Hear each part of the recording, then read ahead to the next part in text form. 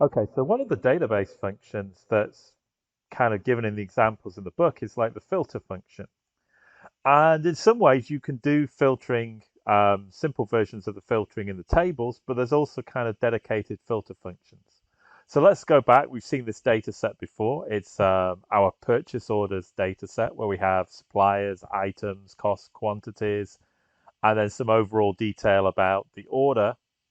And we're just going to filter it and look at a subset of the order. So now we go to the data tab. And we just recently used the sort for the Pareto. Next door is the filter. And you see again, Excel uses a little bit of intelligence. It takes the top, kind of the header of the table, and it applies a filter to these. So this is a little bit like what was automatically done with the table function. So let's just say we only want the bolt. We wanted to kind of do more analysis on the bolt nut package. We can undo select all. We can select the bolt nut package and click OK. And you can see we have all the orders for the bolt nut package. Now, this is just very simply, rather than select all, we're selecting an individual item, which works for or we could select multiple items. We could select multiple products. So we could look at like both the bolt nut package and the airframe fasteners if we felt these two products were related. We could also maybe look at a few other things.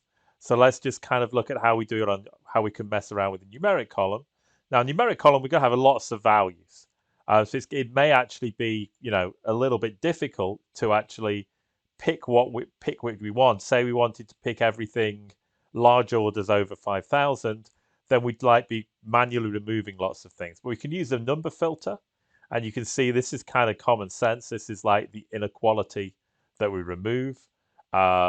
We could have equals, does not equals, greater than or equal to, less than or equal to. Well, we can also have some summary statistics. So we take all the above or average orders or below average orders. At the moment, let's just say we want quantity greater than 4,000. We'll keep most of these.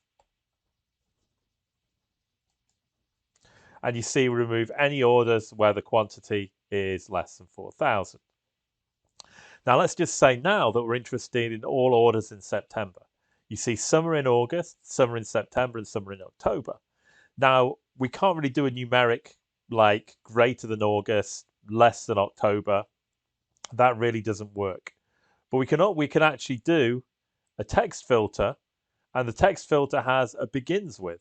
So we could say begins with SEP, and we get all the orders for September. So that is the simple filtering. Okay, so I've actually just now returned this back to its original state. I got rid of the filters, but you can see I only did it for the bolt nut package, but we can actually see a filter version here on the V2 that we can mess around with. We're now going to look at creating what are called advanced filters. And in advanced filters, what we're doing is we actually explicitly set the filters in the same table format that the data are in.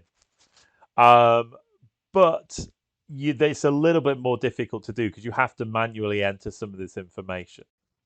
So let's add some rows to our data, and then we'll add some of these filtering criteria.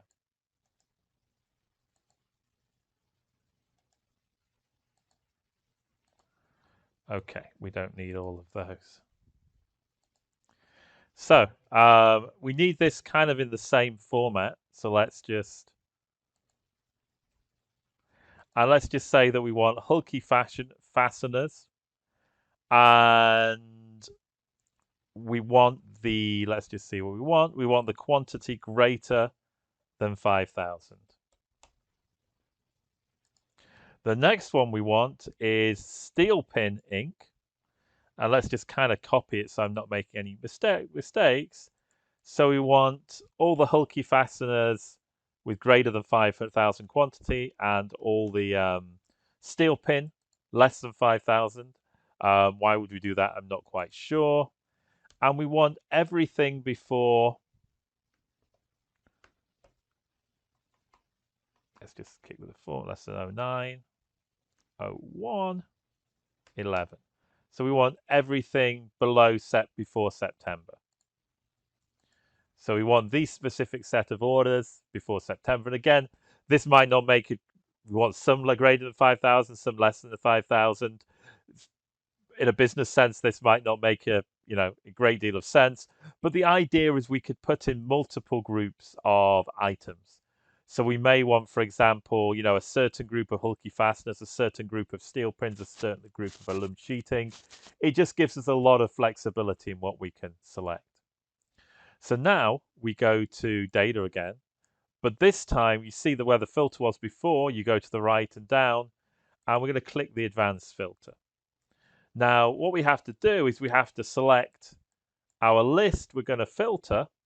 So let's just click this button here, and let's just select everything that's in our table. And let's do the same for the criteria range. And this is the table where we select all the criteria.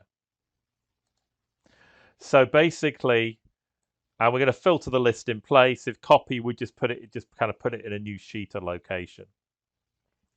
So we've set our list range, which is our data we're filtering, and we've also set the criteria range.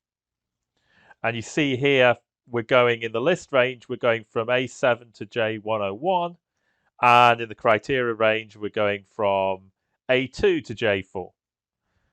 Okay, so click OK, and you get basically every order, hulky fasteners, and steel pins where the hulky fasteners are greater than 5,000 and the steel pins are less than 5,000.